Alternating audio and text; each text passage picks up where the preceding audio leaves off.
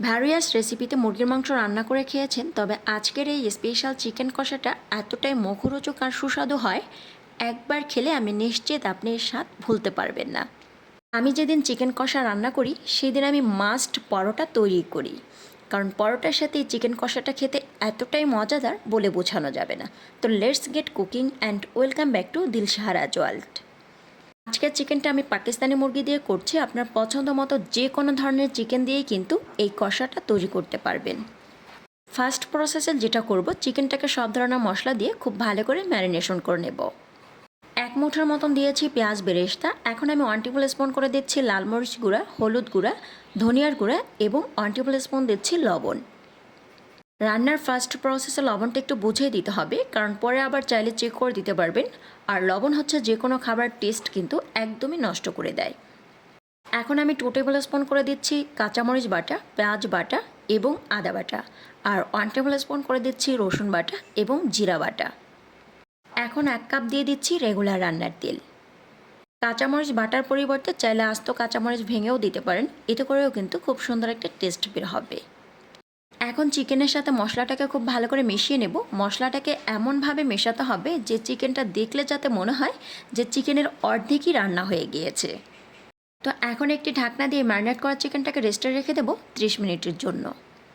চিকেনটাকে 30 মিনিট রেস্টে রাখার একটাই কারণ, এই মশলাটা প্রপারলি চিকেনের ভেতর অবধি পৌঁছাতে পারবে আর চিকেনটা রান্না করার পরে খেতে ভীষণ ভালো লাগবে। তো 30 মিনিট পরে চিকেনটাকে আবারও খুব ভালো করে মাখিয়ে নিচ্ছি। এখন গ্যাসের ফ্লেমকে অন করে দিয়ে ফার্স্ট প্রসেসে একটি ঢাকনা দিয়ে চিকেনটাকে কুক করে নেব মাত্র 5 মিনিটের জন্য। চিকেনটা যখন ম্যারিনেশন করছিলাম তখন কিন্তু আমি দারুণ একটা কালার আর ফ্লেভার পেয়েছিলাম। এই চিকেন কষাটায় আমি সাদা তেলের পরিবর্তে মাঝে মাঝে এখানে সরিষার তেলটাও ব্যবহার করি, তবে কম্পারেটিভলি সরিষার তেল দিয়ে যে চিকেনটা রান্না করা হয় সেটা কিন্তু একটু বেশি ভালো লাগে। নর্মালি যেটা হয়, কষা মাংস ফুল পানি ছাড়াই কিন্তু কুক করে নিতে হয়। পানি না দেওয়ার কারণে কিন্তু এই ঘন মশলাটা চিকেনের ভেতর অবধি পৌঁছবে আর খেতে ভীষণ ভালো লাগবে। আমি প্রায় 5 থেকে 7 মিনিটের মতন ঢাকনা দিয়ে কুক করছি, আবার ঢাকনাটা তুলে একটু নেড়ে চেড়ে দিচ্ছি।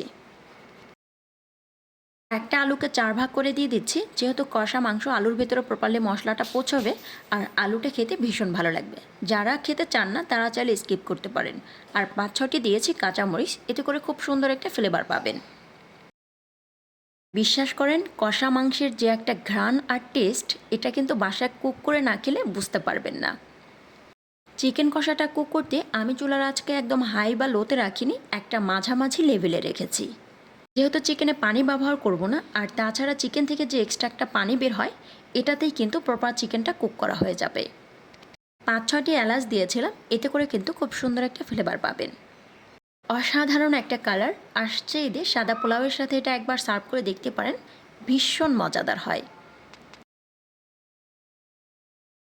চিকেনের প্রায় 70% কিন্তু কুক করা হয়ে গিয়েছে। এখন আমি 1 টেবিল স্পুন করে দিচ্ছি ভাজা জিরার গুঁড়া এবং গরম মশলা গুঁড়া। আমি যে গরম মশলার গুঁড়াটা ব্যবহার করেছি এটা আমার হোমমেড গরম মশলার গুঁড়া। এতে জয়ফল এবং জয়ত্রী দেওয়া আছে, যার কারণে মাংসের থেকে কিন্তু খুব সুন্দর একটা ফ্লেভার আসবে। বাজারে কেনা গরম মশলা গুঁড়াতেও কিন্তু জয়ফল এবং জয়ত্রী দেওয়া থাকে।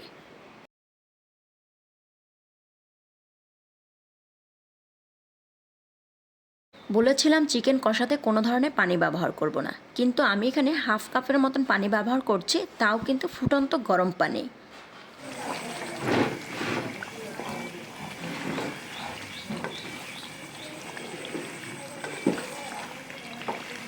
এখন একটি ঢাকনা দিয়ে চিকেনটাকে কুক করে নেব টানা 20 মিনিটের জন্য।